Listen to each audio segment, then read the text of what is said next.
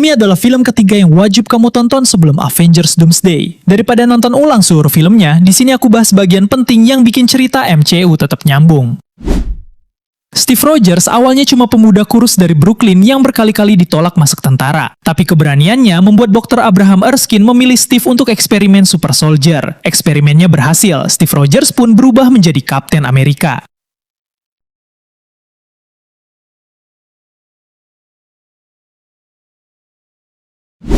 Di saat yang sama muncul Hydra, dipimpin Johan Smith alias Red Skull. Dan ada satu benda yang harus kamu ingat, Tesseract. Hydra menggunakannya untuk mengembangkan senjata, tapi Tesseract nantinya menjadi bagian penting dalam perjalanan besar MCU.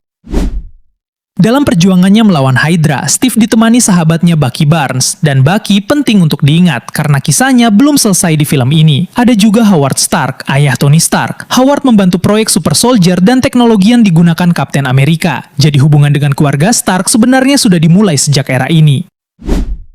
Di akhir perang, Steve berhasil menghentikan rencana Red Skull. Namun untuk menyelamatkan banyak orang, Steve membawa pesawat Hydra jatuh ke wilayah Arktik. Dia dianggap telah meninggal.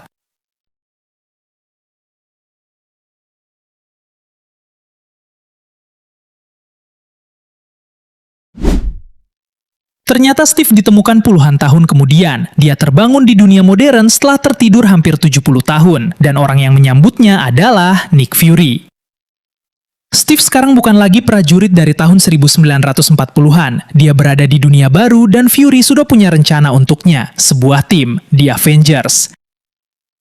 Jadi ingat 3 hal dari film ini, Steve Rogers, Tesseract, Bucky Barnes, karena ketiganya masih punya peran penting setelah film ini. Dan kalau lu baru mulai dari episode 3, cek profil Jax Universe. Kita bakal lanjut membahas film berikutnya sampai semuanya nyambung ke Avengers Doomsday.